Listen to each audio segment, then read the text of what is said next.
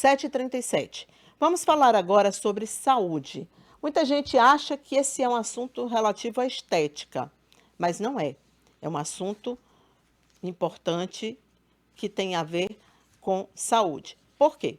E aí eu vou contextualizar aqui para vocês. No final de semana, e ontem ainda, durante todo o dia, se falou muito sobre isso, sobre aquela reação do ator Will Smith, que subiu no palco da cerimônia de entrega do Oscar para dar um tapa no comediante Chris Rock, que fez uma piada de muito mau gosto com a esposa, a Jada, a esposa do Will Smith, que sofre de alopécia.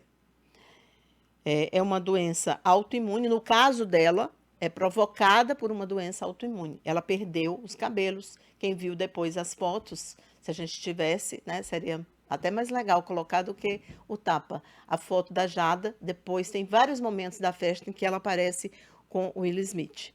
Inclusive, a filha do ator também raspou a cabeça para ser solidária à mãe. Pronto, o contexto é esse. A gente vai conversar agora com a Camila Santos, que é dermatologista, para ela nos explicar o que pode, né, Camila, provocar, se existe mais de uma causa. E esse é um problema que vem acometendo muitas mulheres. Por isso que essa situação gerou tanta fala ontem e tantos desdobramentos com especialistas sendo ouvidos. Olá, Camila, bom dia, seja bem-vinda. Bom dia, Cíntia. Bom dia a todos. Então, quando a gente fala o nome alopecia ou alopecia, a gente está se referindo a qualquer tipo de queda de cabelo, né? No caso da Jada Smith, na reportagem foi dito que ela tem alopecia areata, que é um tipo de alopecia autoimune, né? Ou seja, é uma doença inflamatória autoimune que não tem uma causa muito bem estabelecida, mas que algumas pessoas têm uma predisposição. E existem vários gatilhos para que essa alopecia digamos assim, instale, né?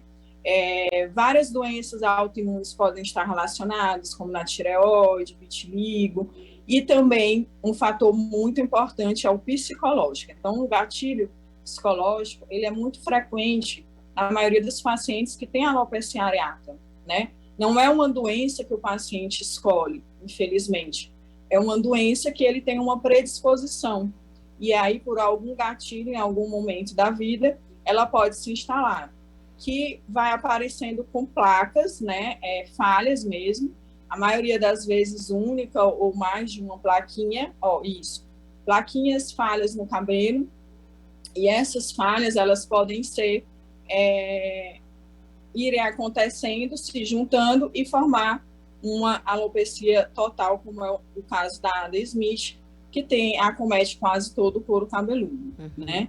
No caso, ela optou por raspar a cabeça, isso não é fácil para uma mulher, o cabelo, ele mexe muito com a autoestima, né? Então, devemos ter uma empatia, né, com as pessoas, ninguém escolhe ter essa doença, e foi realmente uma brincadeira, né, digamos assim, não muito bem-vinda. Entendi. Camila, a gente viu, e você falou aí, o que provoca a doença na Jada, mas existem muitos fatores, muitas causas, né, que podem desencadear. Eu estou vendo aqui que 5% das mulheres hoje tem esse problema. O fato de uso de muitos produtos químicos, isso pode ser um fator que pode desencadear essa doença? Não tem comprovação científica que produtos químicos possam desencadear alopecia areata, não, viu, Cintia? A areata, quando a gente fala autoimune, quer dizer que é um mecanismo mesmo sistêmico, como se o organismo estivesse querendo combater algo que ele julga estranho, por isso o nome é autoimune, né? Uhum. Então, não tem muita relação com química, não. 5% aí eu vi que você tinha escrito, na verdade é de alopecias gerais, né? Não só de areata. A areata que a gente está falando, no caso da Jada, que é essa doença autoimune que vai abrindo falhas, né? Que podem ser isoladas ou acometer todo o couro cabeludo, que no caso seria a areata total, ou até mesmo todo o corpo. Então, pode perder sobrancelha, cílio, pelinhos do corpo, e aí a gente classifica como areata universal. É uma doença crônica que não tem cura, mas tem controle, né? E é uma doença, sério, uma doença grave que precisa de acompanhamento, multidisciplinar, na verdade, não só com o dermatologista, mas muitas vezes com acompanhamento psicológico também, porque essa doença ela mexe muito com a autoestima dos pacientes, né? Entendi. Então, no caso desse tratamento, ele é feito de que forma? Eu sei que, e aí eu sempre, toda vez quando entrevisto o médico e eu faço essa pergunta, eu sempre digo, gente, a gente está falando de formas gerais. É claro que se você tem essa doença, se você acha que está com sintomas, você deve procurar um profissional.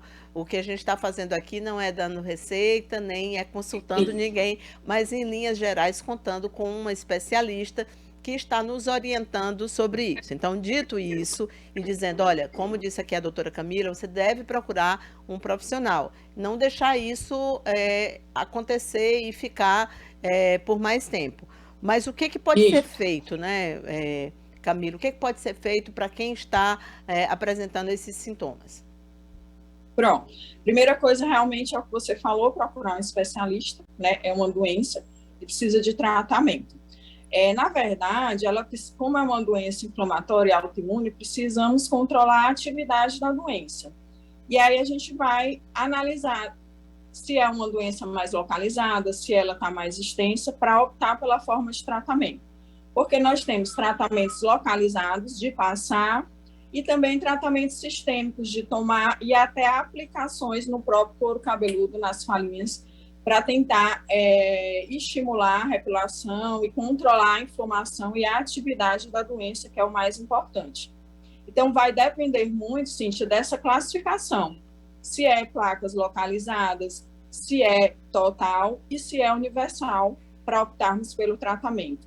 O fato é que o tratamento ele é para controlar a atividade da doença e pode ser desde coisas de passar, coisas de tomar, e aplicações no próprio couro cabeludo. Entendi. Qual é o perfil? Existe um perfil de mulheres afetadas com essa doença? Tem a ver com idade, tem a ver com alimentação, tem a ver com o quê? Não tem a ver com alimentação nem com idade. Na verdade, tem uma predisposição genética, ou seja, não é qualquer pessoa que vai ter uma alopecia areata. Você já tinha essa predisposição, digamos assim, herdou essa predisposição, e aí vem os fatores externos, que a gente chama de insultos, que podem desencadear a doença. Um fator muito importante é o psicológico, estresse, sobrecarga do dia a dia, está muito relacionado nos pacientes adultos, mas também algumas outras doenças autoimunes em que o paciente possa ter, como alterações na tireoide, vitiligo, ou até mesmo lúpus, outras doenças autoimunes, sendo as mais relacionadas mesmo a alterações na tireoide, porque é uma doença autoimune, né?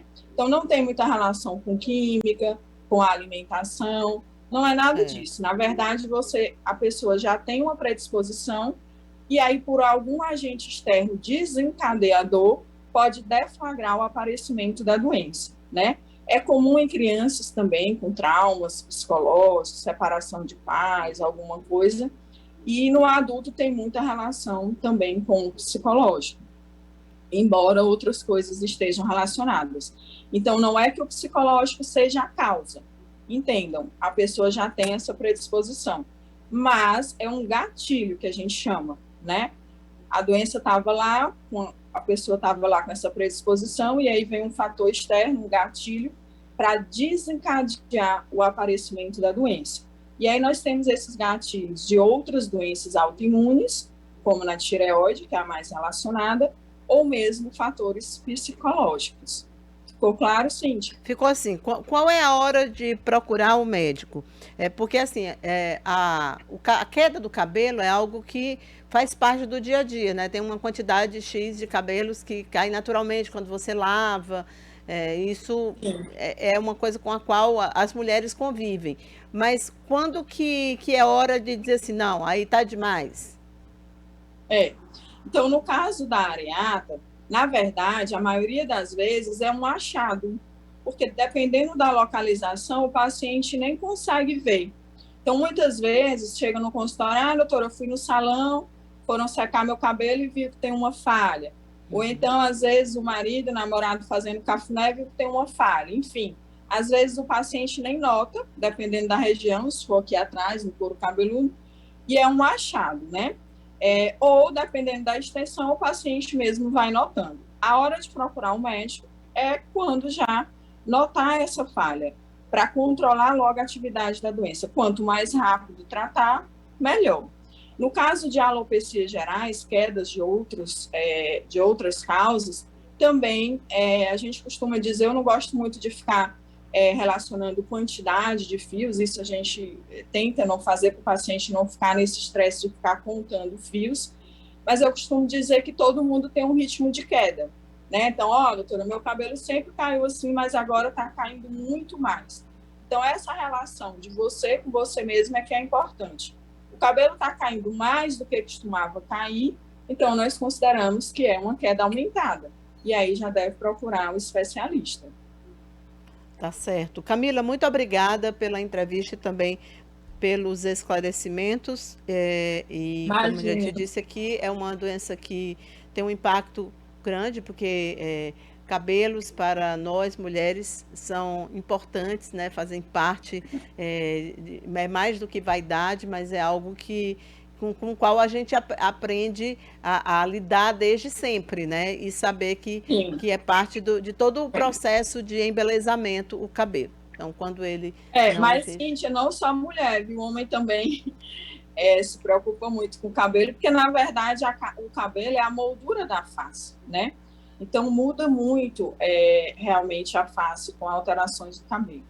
Eu que agradeço muito a oportunidade, espero que tenha conseguido esclarecer aí a população algumas coisas. Estarei sempre à disposição. Um bom Tá dia. bom. Obrigada.